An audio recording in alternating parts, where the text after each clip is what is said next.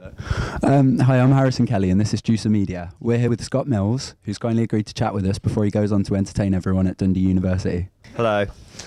Hi, Scott. Welcome to my luxurious dressing room. It is very luxurious. It is, actually. I might just stay here. You should. We were considering it. Then you'll miss your DJ set, though. Oh, yeah.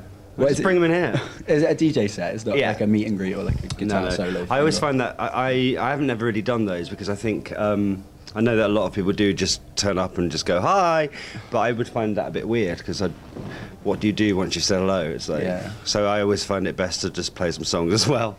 This is quite a fanboy question, actually. Yes. Because me and my flatmates are always talking about how your job is probably one of the best jobs in the world. I think it is. So yeah, what do you enjoy most about it? I don't think there's a day that goes by where I don't think my job is brilliant. Like, even if I'm a bit tired or a bit fed up, it is, you're right, it is one of the best jobs in the world. I can't really think of any downsides to it. I still really just enjoy trying to put a good show on, actually, every day. And I think if you're doing radio, and I've done it for as long as I have, you kind of have to have that self-motivation where you want to make it good every day and you're not just going, oh, that'll do. You've got to find a bit of self-motivation, really, and I do actually get a kick out of that still, of making it a good show, and actually I still get a bit annoyed when it's not as good as I wanted it to be for various reasons. And unlike TV, where if you have an idea, you know, it might be on screen 6 months later, whereas radio, I can have the idea in the morning and it can be on in the afternoon, and that's what I've always liked. That's why I've always liked radio more. Is that how you come up with things like innuendo bingo? I mean, that was just a thing that we tried once, and we were like, this is not even going to work, and what should we call it? So we called it innuendo bingo. Now, if you think about it, there's actually no bingo element to it at all. The name doesn't make any sense. Because after a while, a name just becomes a name. Yeah. But then I found out the other day that there's a radio station in Australia doing the same game, and they've just nicked it, which is fine. But they've also called it innuendo bingo, and it's like, why? It doesn't even mean anything. Call it something better. We couldn't think of one, but maybe you would be able to. Well, I'm glad that even you aren't too litigious about it, because we tried it the other day with our new president. Like, we got him to play. It's a good game. I'm actually quite flattered when people do it. Do you know what I mean? I don't get funny about that. I think it's great. Definitely. But the Australian one wasn't very good, though. Yeah. And actually, I'm quite pleased with the way, like I said, the show is doing other stuff now that people are still talking about, like Innuendo Bingo, which has kind of replaced them in a way. What about, well, again, with the free license that you get, do you choose your own co-presenters? Do you work with them? Say, like Chris Stark, did you specifically know him before? Or? I met him actually at Southampton Uni. He was there, and we just became mates. And I always thought that he'd be good, but I didn't quite know what he'd be good at, and he was very raw, and he'd done some student radio. But I thought, actually, when you tell stories, you're really funny. And it just stuck with me for years. And I remember trying to get him various jobs in commercial radio, and no one really was that interested. And so I've tried to help him. But yeah, he's just someone that I knew. And when Chappers left, there was a big gap of like 2 years where there was it was just me and sometimes Becky, and I just thought we should try him out and see what he's like.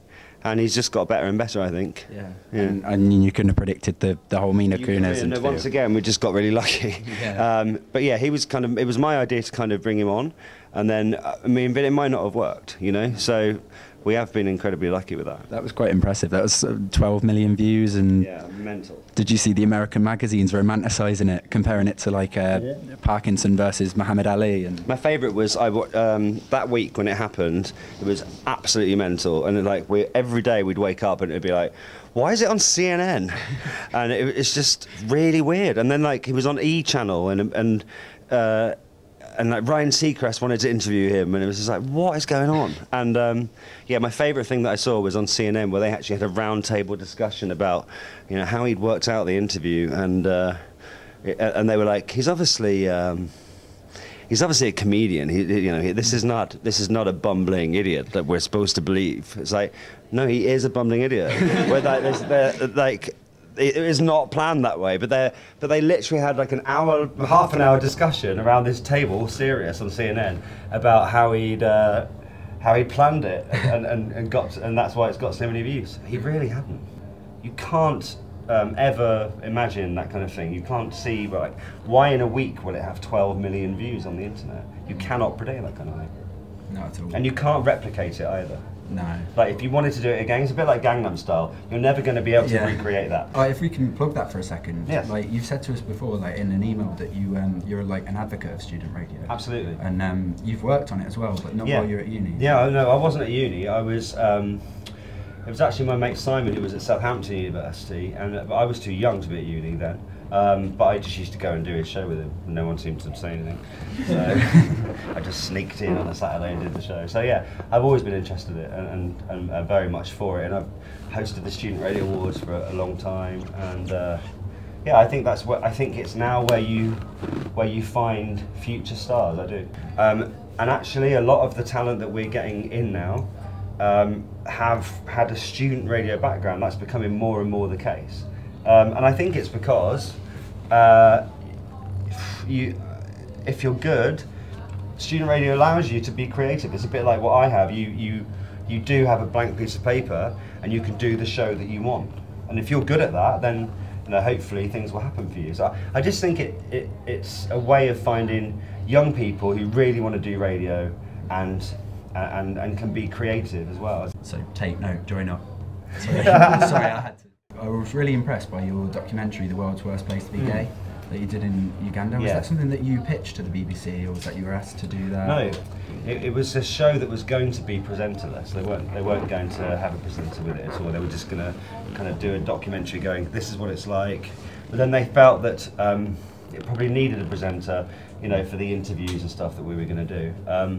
And he just said, would you be interested? And to be honest with you, I knew absolutely nothing about what was happening in Uganda. And they sent me a big load of YouTube links to watch and a lot of research and press from stuff that was happening like in the newspapers there, which was just blew my mind.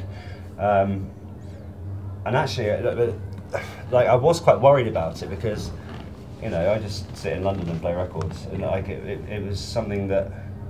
But it's something that I'm really glad I did because it showed another side to what I can do, I think, and I was really proud of it, and still am, and still I think it's the thing, definitely is the thing that people talk to me the most about.